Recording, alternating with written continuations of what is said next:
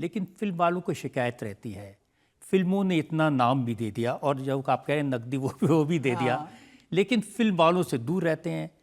Film की party होगी, कैलाश खेर नहीं जाएंगे, फिल्म के अवार्ड होंगे, कैलाश खेर नहीं जाएंगे। ये एहसान फरामोशी नहीं है? रजत जी, मैं कुदरत की बात देखिए, ज़्यादातर हम ट्रैवल करते रहते हैं, जब भी हमको कहीं से आमंत्रण आता है हम होते ही नहीं हैं। तो मैं इतना दंग रहता हूँ, भगवान अब आपने सब चीज़ें दी हैं तो टाइम नहीं दिया, तो पहले वक्त नहीं था और अब वक्त नहीं है। ये अच्छी बात आपने की। जनता से एक दो सवाल ले सकते हैं? शाहरुख खान ने अपनी एक फिल्म का गाना आपसे गवाया था, लेकिन बाद में वही गाना किसी और सिंगर को देके गवा दिया गया है, क्या ये सच है? वो शुरू के दिनों में होता है, और शुरू में क्या होता है, ये कॉल शाहरुख खान साहब की नहीं होती, उनके तो नाम बड़े होते हैं तो हर न्यूज़ फिर उनके नाम से आती है। उनको तो पता भी नहीं था कि कौन नया गायक है, कौन रिप्लेस हो गया। तो ये म्यूज़िक डायरेक्टर्स और प्रोड्यूसर्स उन तक की कॉल होती है, लेकिन वो चीज़ें, इन पे कोई ज़्यादा बात नहीं करनी चाहिए। शुरू में ये सब अनुभव होते ही हैं और होने भी चाहिए। लेकिन अब तो आप कहते हैं ना कि हमारे गानों पे नाच नाच के ये हीरो पैसे कमा रहे हैं। मैं ये बताता हूँ साहब कि देखिए, असली संगीत को, असली संगीतकारों को ज़्यादा मान देना चाहिए। हमारे यहाँ अभी भी ऑडियंस, जैसे हमसे ये पूछा जाता है रजत जी कि जब आप विदेश में जाते हैं तो क्या आपको भी ऐसा ही रिस्पॉन्स मिलता है जैसा विदेशी आर्टिस्ट को यहाँ मिलता है? तो तब हम उनको बताते हैं कि जब हम विदेश में जाते हैं तो देशी लोग ही होते हैं बेचारे, हमारे भारतीय ही होते हैं, पंजाबी होते हैं, थोड़े गुजराती होते हैं, थोड़े मराठी होते हैं, मतलब सभी अंचलों के कुछ कुछ लोग होते हैं और वो होते हैं। हमारे विदेशी लोग हमारे ऑडियंस नहीं बनते, जबकि विदेशियों की यहाँ ब्लैक में टिकट ले लेके हमारे भारतीय लेते हैं टिकट और देखते हैं। तो मैं ये बताना चाह रहा था कि ऐसे ही संगीतकारों का यहाँ भी थोड़ा और प्रतिपादन होना चाहिए और सम्मान होना चाहिए। हमारे यहाँ शास्त्रीय संगीत की ऑडियंस देखिए आप, गिनी चुनी होती है, और इसमें बदलाव आने की आवश्यकता है।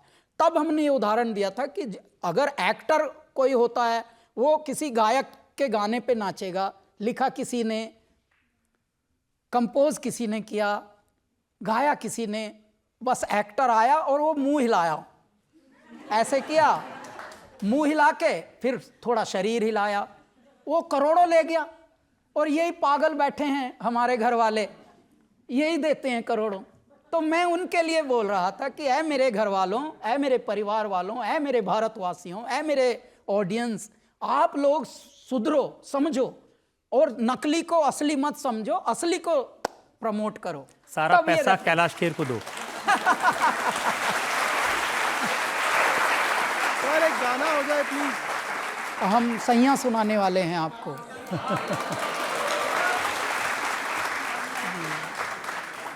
सैया सैया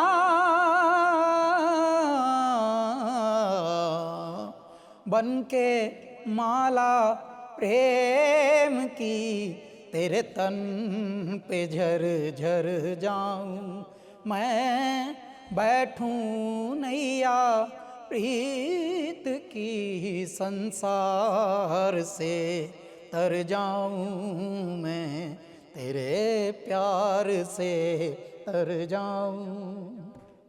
सैया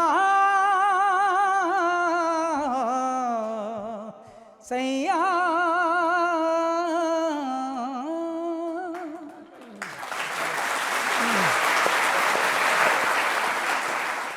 आपकी अदालत में अगला हिस्सा। आपकी अदालत में सिंगर कंपोजर कैलाश खेर पर आरोप है कि ये बहुत नखरे करते हैं। अब देखिए, आपकी जब बातें सुनते हैं ना, लोग सोचते हैं कि ये तो बिल्कुल सन्यासियों की तरह बात करता है, इसको तो कुछ जो भौतिक चीज़ें हैं उनसे कुछ लेना देना नहीं है। लेकिन जब आप अपनी डिमांड रखते हैं तो ये कहते हैं कौन है, कहाँ से आया। जब आपको पता ना हो कैसे जिया जाता है तब बात अलग होती है।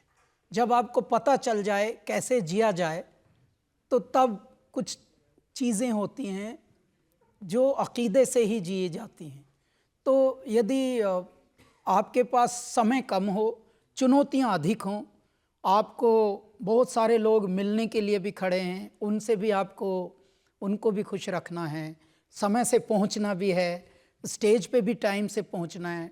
तो ऐसे में हम लोगों की जो बेसिक ज़रूरतें हैं, हम कहीं भी जाते हैं होटल्स का खाते नहीं, बड़े से बड़ी जगह में ठहरेंगे बस, खाएंगे नहीं, उनकी कॉफ़ी भी नहीं पीते।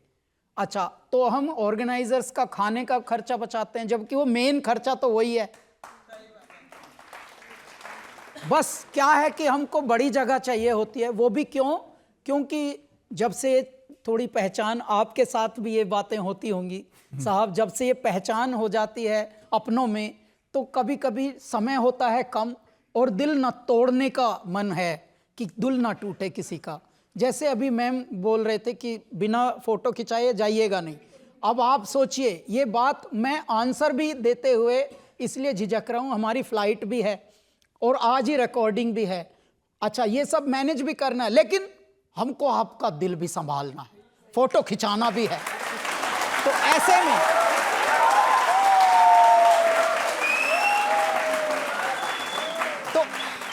ऐसे में रजत जी, ऐसे में ऐसी सिचुएशंस में हम बस मूल डिमांड जो हमारी वो होती हैं कि हमको बड़ा जो है जगह ठहरने की हो, जहाँ पर डेडिकेटेड कोई मनुष्य हों जो थोड़ा जल्दी से कपड़े तैयार कर दें और बाकी की चीज़ें जो भी हैं हमारे गाड़ी तक पहुंचा दें, जो भी लॉजिस्टिक्स हैं स्टेज पे पहुंचाने वाले।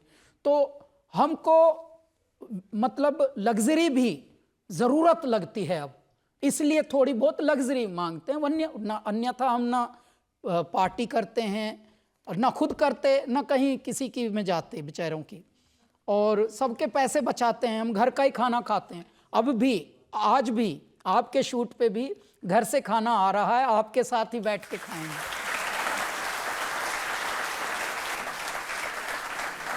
मैं आपकी इस बात से पूरी तरह सहमत हूँ। जब बड़े बन जाते हैं, बड़े कॉन्सर्ट्स करते हैं, तो फिर डिमांड भी बड़ी होनी चाहिए। लेकिन लोग ये कहते हैं कि जब कैश की डिमांड आती है, जब चेक की डिमांड आती है, तो सुन के चकरा जाते हैं। हम क्या कहते हैं, यदि आपको देसी घी का ही स्वाद लेना है तो फिर आप डालडे की तरफ भागो ही मत, हम ये बोलते हैं। और यदि हम जैसे लोग इसमें अंगद का पैर नहीं गाड़ेंगे तो ये तो होता ही आया है। बड़े लोग जिनको शौक था शाम को, वो बोलते हैं सर आपका सब प्रबंध कर दिया है, तो वो मान जाते हैं हर चीज में, कुछ भी नहीं है, वह बस हारमोनियम दे देना है। वो नहीं होना चाहिए। क्यों? क्योंकि असभ्यता ऐसे ही पनपी है। जब किसी को कोई परमात्मा ने उत्तरदायित्व दिया, उन्होंने सच्ची आत्मा से उत्तरदायित्व निभाया नहीं, इसीलिए हम ऐसे रहे। तूने सारा जन्म गंवा के अपना गात खो लिया और गेहूं चावल का गल्ला तो बेईमानों ने ढो लिया। क्यों आज अंग्रेजों की हर बात इतनी मकबूल हो रही है? अंग्रेजों की क्यों इतनी गहरी बातें लगती हैं संसार को?